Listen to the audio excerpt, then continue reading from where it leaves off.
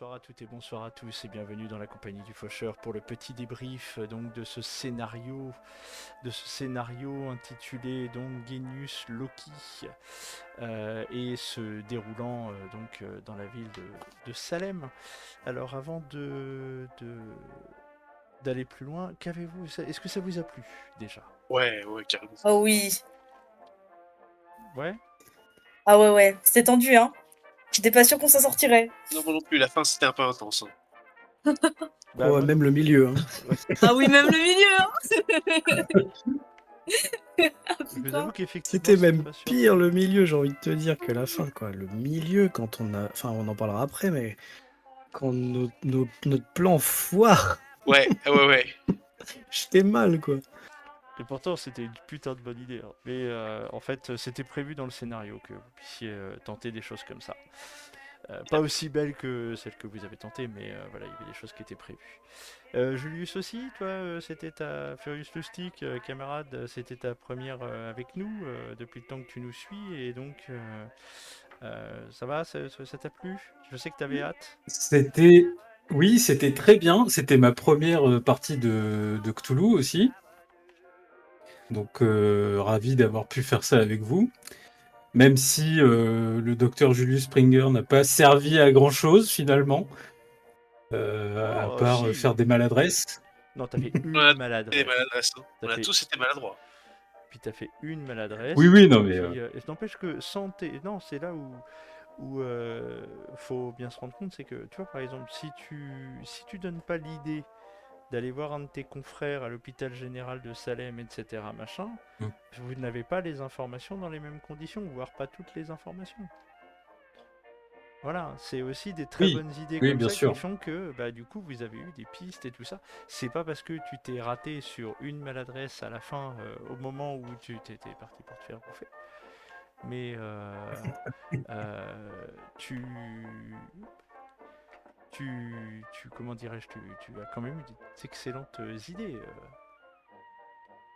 Oui, mais ça, c'est surtout ma traditionnelle malchance au dé, que ce soit virtuel ou physique. Donc, c'était surtout ça le problème, je pense. Mais bon. Oui, oui, Mais effectivement. c'était vraiment une très bonne expérience. Bon, bah, très bien. Je suis content qu'effectivement ça t'ait plu parce qu'effectivement tu nous avais dit que tu avais grandement hâte de voir ce qu'on allait faire avec ce scénario, et du coup c'était une joie Mm. personnelle de pouvoir le jouer avec toi. Bien. Ben, merci beaucoup. Et vous donc, est-ce que vous avez des questions sur le scénario? Euh, Ah bah moi oui, j'aimerais vraiment savoir à quel point si les runes ont vraiment été utiles ou si j'ai juste forcé pour forcer parce que je pensais que c'était une bonne idée. Alors, je vais reprendre dans l'ordre et puis je vais vous dire ça. Ok. Donc dans l'ensemble, hein, vous aviez compris ce qui se passait dans cet hôpital, hein. Effectivement, donc il y avait un Yoigor qui était sous le bassin et qui, jusqu'à la destruction de la stèle du Dr Shine par Berger, le Yoigor était emprisonné sous la colline, et donc ça permettait notamment d'empêcher l'expression de ses pouvoirs. Avant l'arrivée du Dr Shine, c'était festin royal, c'est-à-dire que pendant des siècles, depuis le juge voilà, qui avait fait construire sa première demeure sur la colline, le juge Atorn, oui. et ben en fait c'est lui qui avait fait déplacer la pierre dans un premier temps, parce que c'était des païens et tout ça machin, et c'est d'ailleurs pour ça que c'est lui qui a commencé aussi la chasse aux sorcières, parce que du coup il était sous l'emprise du Yoigor. Euh, et donc, quand on a fait construire, donc ensuite la colline est tombée en désuétude et en abandon, lieu maudit, etc., machin, bidule, et puis au milieu en 1876, on fait construire l'hôpital dessus. Hôpital qui du coup devient un véritable open bar pour le Yoigor, en termes de détresse, etc. Et puis en termes de quantité de public présent. Et le Dr Shine, quand il arrive, qui lui a un vécu en fait d'ésotérisme et d'occultisme, que vous avez trouvé notamment dans ses carnets, en fait comprend tout de suite ce qui est en train de se passer. Il comprend qu'il y a une créature et donc il va, sans savoir quelle est cette créature, il va comprendre qu'en fait la pierre qui était là, il va faire des recherches et il va comprendre que la pierre d'Atorn, tout ça, machin, et bien c'est ce qui permettait de bloquer les maléfices de la créature. C'est pour ça d'ailleurs qu'il insiste auprès de son successeur pour dire tu touches pas. Voilà. Sauf que Berger, lui, pas du tout versé dans ce type de choses, ne comprend pas du tout l'avertissement et donc fait détruire la pierre. Il l'a fait balancer et il la remplace par l'amphithéâtre. Et là, c'est rebelote, on est reparti. Sauf que là, en plus, c'est décuplé parce que le Yoigor est vénère. Il est grave vénère d'avoir été emprisonné pendant plus de 5 ans, pendant 30 ans. Donc, c'est pour ça que c'est d'autant plus violent. Donc voilà, vous aviez compris. Ensuite, sur le déroulé, hein, grosso modo, voilà, hein, ça s'est passé à peu près comme le scénario le prévoyait. Sur sur la fin. Alors, d'abord, non, sur le milieu d'abord. Pourquoi le plan de Orville et de Philippe surtout a foiré. Déjà, il est prévu dans le scénario qu'il soit possible de laisser les joueurs monter tous les plans d'évasion qu'ils veulent. Ouais, je m'en doutais. C'était parfaitement prévu. Or, le truc, c'est que parmi les pouvoirs de la bestiole, il y a notamment la capacité de cette bestiole de percevoir les pensées. Et quand vous entriez dans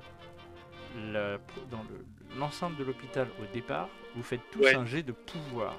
Tout à fait, dès qu'on franchit cette espèce de barrière invisible. Et en fait, c'est un marquage. Okay. La créature vous marque. Elle vous repère comme étant des personnes qui viennent de franchir, et donc ça va lui donner une emprise sur vous, qui va lui permettre notamment de pouvoir vous contrôler, entre guillemets, pas vous contrôler, mais du moins percevoir ce que vous comptez faire, d'avoir une idée de vos pensées. Il y a tout un aspect de ces pouvoirs que j'ai pas utilisé, parce que vos actions en fait ont fait que ça devenait moins pertinent, entre guillemets, puis ça aurait fait durer le scénario un peu en longueur. Par exemple, il y avait la possibilité de vous faire des trucs qui puissent vous arriver, des bricoles, en fait, qui étaient provoquées par la créature. Comme par exemple, quand vous êtes en train de conduire, la créature peut décider de vous bloquer les freins. Ah ouais. Voilà, il y a des choses comme ça. Elle a un pouvoir de télékinésie en plus. Mais moi, j'aime bien l'idée sur la télépathie, sur le fait qu'elle lise un peu dans nos esprits et qu'elle soit capable de prédire nos actions. J'aime bien l'idée qu'elle ne m'ait pas empêché de récupérer ce morceau de verre parce que c'est un geste de violence supplémentaire sur le moment du rituel. Enfin, j'aime bien cette idée-là. C'est exactement ça. C'est-à-dire que je l'ai laissé agir parce que, en fait, elle t'a laissé agir parce que effectivement, elle voyait que c'était, en fait, c'est un énorme divertissement pour elle et c'est un énorme aussi gain de magie. Ouais. C'est-à-dire que en fait, plus il se passe des choses horribles, plus vos personnages ont peur, plus vos personnages perdent de la santé mentale, plus vos personnages partent dans des délires de violence, etc. Plus la créature est heureuse. Ouais. Et en plus, elle gagne des points de magie. Je vois. Donc c'est pour ça qu'effectivement, tu vois, quand vous avez voulu faire sortir Byron, elle vous a laissé faire jusqu'à un certain stade, et au moment où elle s'est rendue compte que vous alliez vous barrer avec Byron, que c'était parti pour, en fait elle est intervenue. Ouais. Elle est intervenue pour faire envoyer les vigiles et Berger. Donc c'est un peu frustrant de l'accord de Rosen, parce qu'au final vous aviez super bien préparé, non justement vous avez été complètement dans l'improvisation, mais une improvisation intelligente, que moi j'ai adoré, hein. Franchement, j'ai kiffé ce passage-là. Ouais, j'ai kiffé aussi. Et en fait, j'avais par exemple, j'ai fait un choix. Dans le scénario, il est prévu que par exemple, si vous utilisez la violence ou des choses comme ça, en fait, l'hôpital en fait vous envoie les flics. Et vous vous retrouvez en tôle avec les flics. Or, moi, Ouais, je trouvais beaucoup plus intéressant de dire, mais non, en fait, vous êtes des proies supplémentaires. ouais. Voilà. Et donc, j'ai fait ce choix-là de modifier, d'adapter le scénario, de façon à plutôt que de vous envoyer les flics, bah, au moins que, en plus, et puis ça me permettait notamment de vous faire subir, en fait, les derniers outrages psychiatriques. Ouais, je vois. Voilà.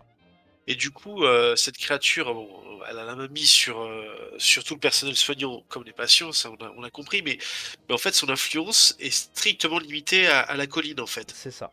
La ville en tant que Alors, telle, c'est-à-dire que la ville en tant que telle n'est pas.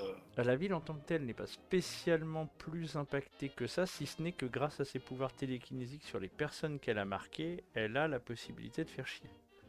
Ouais, ouais. Y compris à l'extérieur de sa zone d'influence. C'est ça. Ok, Puisque je vous vois. êtes marqué. En fait, quand vous êtes Ouais. marqué, c'est comme si vous aviez un. Comme si elle avait toujours un œil sur vous, en fait. Bah, c'est ce qui s'est passé avec Bride, hein, quand il s'est Avec retrouvé McBride, à l'hôtel. Oui, c'est ça. Ouais. Exactement. ouais. McBride, en fait, dans le scénario, il est censé dire écoutez-moi, je m'appelle Andy McBride, ils savent que j'ai pris la tangente, ils veulent que je m'occupe de vous pour que vous arrêtiez de fouiner à l'hôpital, mais j'ai plutôt décidé de vous raconter tout ce qui se passe.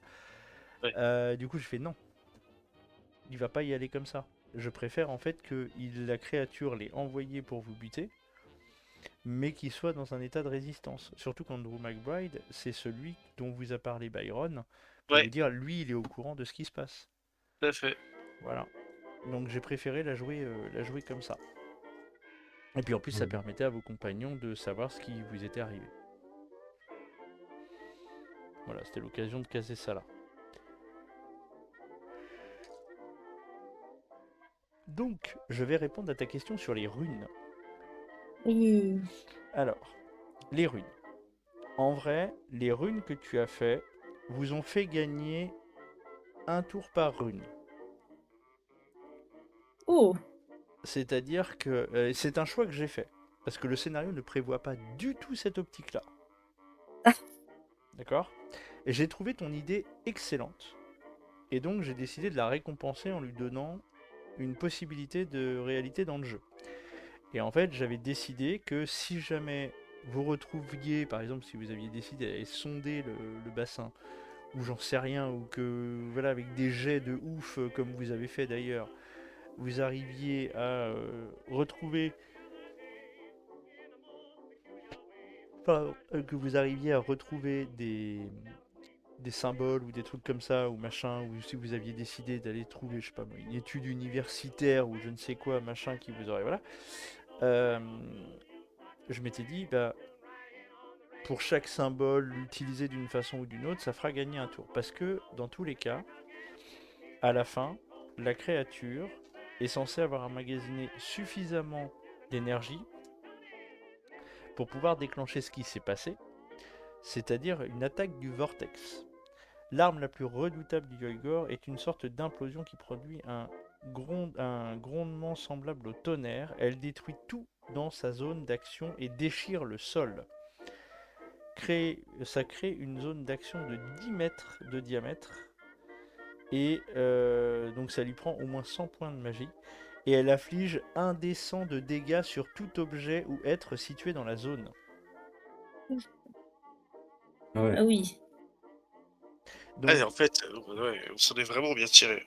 et en fait, parce que tu as fait les runes, tu as fait 2 runes, dont une réussite extrême, Mm. et bien ces runes vous ont permis de gagner du temps. Ouais. Voilà. Et c'est pour ça qu'à un moment donné, je t'ai dit, tu sens comme si ça irradie, machin, bidule et tout, là, là, là. C'était des pulsations qui étaient à la limite du champ auditif et qui pénètrent le corps avant la déflagration. Voilà. Et donc tu voyais en fait la créature en train d'emmagasiner la magie toi tu as interprété ça comme étant mes runes fonctionnent, ça va l'empêcher Oui, d'agir. alors que pas du tout. Au contraire, tu es en train d'emmagasiner de la magie. Donc moi j'étais mort de rire intérieurement en train de me dire mais oui, vas-y, continue. Puis j'attendais à ce que tu me dises ouais, je reste là, je grave une 3e rune. Et là je dis bah vas-y. Voilà, grave ta Jette-moi un 3e. dessin. Ouais, Boum. voilà, c'est ça, c'est ça. Donc voilà, et puis la fin sur l'explication de machin, c'est moi qui ai trouvé ça parce que fallait trouver une explication sur bah, qu'est-ce qui s'est passé, pourquoi tout est détruit. En plus, voilà, et le Yoigor n'a absolument rien à voir avec les hommes serpents, je tenais à le dire aussi. Ouais, C'est une créature ouais. à part qui fonctionne tout à fait différemment parce que les hommes serpents c'est un peuple. Alors Ouais, que c'est le ça, c'est pas la même Yoigor chose. c'est une créature. Voilà, Ouais. Ok. voilà, c'est ça. D'ailleurs, tu m'excuseras, hein, j'ai pas voulu être trop sympa malgré ta réussite majeure ou extrême, je sais plus ce que tu avais fait sur voilà, je pouvais pas te donner le nom de la créature maintenant. Oui, non, mais t'inquiète, hein. Voilà. Ça, y a pas de souci. J'ai déjà eu plein d'informations. Alors j'ai essayé vraiment de noyer le poisson, hein. J'étais là, oui, alors en fait, ça te donne des trucs, et puis je me suis répété 5 fois, et puis voilà, parce que j'étais emmerdé, j'essayais de trouver une solution pour t'en dire des éléments intéressants qui pourraient te contenter et justifier ta réussite, et en même temps, pas te dire exactement tout ce que je voulais. Tu t'es très bien débrouillé parce que je me suis pas sentie lésée avec les informations que tu m'as données, donc bien joué. Voilà. Est-ce qu'il y a d'autres questions ou pas de votre part? Non, pas pour moi. Le jet de Pas pouvoir pour moi raté non à la plus. fin, Oui. qu'est-ce qu'il fait? Le jet de pouvoir que je vous ai fait faire à la fin, c'était pour savoir si c'était pour ressentir en fait la déflagration, enfin c'était pour limiter les effets de la déflagration. Et ça vous permettait en fait de comprendre que c'était une énorme quantité de magie qui avait été dégagée. Ah d'accord, nous on n'avait pas compris, mais on n'a pas eu d'effet négatif en fait, Non, c'est vous ça? n'avez pas eu d'effet négatif sur ce jet de pouvoir là. D'accord. Ça vous permettait C'est moi qui l'ai mis parce que je voulais que vous compreniez ce qui... Je voulais, en fait, au vu de ce que vos personnages avaient vécu, etc., des traumatismes qu'ils avaient développés, des points de san qu'ils avaient perdus comme à Gravelotte, je voulais que vos personnages aient une dernière petite pichenette comme ça en passant. Et qui aurait été de vous faire comprendre, de ressentir la déflagration et ressentir vraiment la magie qui s'était déclenchée à ce moment-là. Je vois. Voilà. C'était juste Ok. pour savoir si vous ressentiez le pouvoir de la créature. Parce que si vous aviez voulu combattre la créature, chers amis. Bah non, ouais, là. Alors, À main nue. Avec mon tesson de verre, là. Allez, hop. alors, Avec mon scalpel. Oui, c'est ça. alors, en plus c'est une créature qui change forme. Voilà, là je vous l'ai donné sous sa forme reptilienne. Donc, donc sous sa forme reptilienne, elle a 2 attaques par tour. Elle peut attaquer avec ses pattes, ses griffes, ses crocs. Sinon, elle peut aussi utiliser l'attaque vortex ou ses pouvoirs. C'est-à-dire que par exemple, si vous aviez décidé de l'attaquer, je pouvais utiliser ses pouvoirs télékinésiques par exemple. Et il y en a un ou deux qui auraient volé à travers la campagne. Oh putain. Elle avait 200 en force, Oh la vache. 140 en constance. Belle bête. Ouais, non, mais c'est des créatures. Ouais. C'est vraiment des créatures Lovecraftiennes par excellence, quoi. Tu peux pas t'attaquer à elles. C'est ça, 250 en taille. Elle a que 50 en dex, 100 en intelligence, 32 PV, 6 de carrure, 200 points de magie. Ça veut dire qu'elle pouvait potentiellement lancer jusqu'à 2 fois l'attaque du vortex. Et puis surtout pour la toucher, bah, il y avait 8 points de protection. Donc c'est-à-dire il fallait faire minimum 8, il fallait lui faire minimum 9 pour lui enlever un point de vie. Waouh. Voilà. Et en plus vous perdiez 1 des 8 de santé mentale à la vue du Yoigor. Voilà. La fuite, hein, c'est bien. Et vous perdiez en fait 1 des 4 par point de contact de santé mentale. Enfin, vous perdiez par contact mental, vous perdiez 1 des 1/1 des 4. C'est-à-dire vous perdiez minimum 1 point de santé mentale à Ouais. chaque fois qu'elle entrait en contact avec vous. par la biais Ah, de la psychologie. Pour Mais ça en qu'en fait, fait vous avez perdu plein de points comme ça. Oui. au niveau du scénario, on n'a pas réussi à empêcher le rituel, c'est sûr, mais on n'a pas non plus réussi à empêcher. En fait, la créature, elle s'est libérée. Non, mais elle était déjà libérée. Ah ouais, d'accord. Elle était déjà libérée en fait. Elle a juste fait un festin, quoi. C'est ça. Et puis, ouais. Vous avez assisté à son festin. Et en fait, vous avez fait la bonne fin, puisque vous avez réussi à tous vous sauver et à ramener Byron. Ouais, c'est ça. J'avais peur qu'on réussisse pas à ramener à Byron. Mais ouais. Il n'y avait pas de solution, quoi. Non, On pouvait il y pas avait... résoudre le truc. Non, il n'y avait pas de solution pour ça. Ok. Et là, c'était en dehors de votre portée.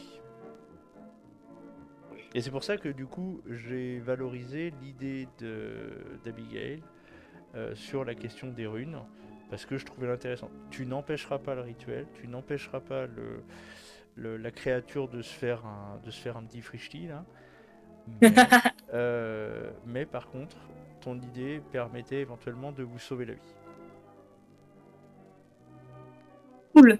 Voilà. Je te cache pas que au bout d'un moment, j'ai cru que j'étais en mode bah c'est en vain. Voilà, j'aurais pu aller aider ton camarade qui est en train de se faire boulotter, mais non, C'est tu vrai. grattes des runes sur de la pierre avec ton petit couteau. Ben oui. Mais tu aurais pu effectivement les sauver, ton camarade qui était parti pour te sauver. Ah mais c'était raccord avec nous deux à l'hôtel qui prenions notre dîner pendant que Orville et Philippe étaient en cellule. Oui. Ah mais c'était Ah raccord. mais oui, ah ça m'a tué. Il rentre pas et du coup qu'est-ce qu'on fait nous? Bon on mange très bien et puis après on va dormir. Bah oui, mais vous aviez pas de raison de. Vous aviez des raisons d'être inquiet, mais vous n'aviez pas de raison de supposer qu'il ne rentrerait pas. Le room service laisse un peu à désirer, je trouve. Ouais. Ah bah à l'hôpital psychiatrique, oui, c'était l'objet. Et justement, on ne vous apporte pas à manger de choses comme ça parce que le but c'est que ça développe de la peur et de la souffrance chez vous. Parce que Ouais, ça ok. nourrit la créature. Ouais. Voilà. Et Non, c'était vraiment vous avez cool. pas trop mal. Enfin, en tant que joueur, vous avez pas trop mal vécu votre captivité parce que ça a été une période comme je l'avais pas prévu. Enfin, ça s'est fait comme ça. Non, parce qu'en fait, Euh, t'as vachement bien fait le truc, en fait. Déjà, t'as ellipsé t'as passé sous ellipse le plus grand temps de captivité, ce qu'il fallait faire, en vrai. Sinon, narrativement, ça aurait été un puissant fond. Mm.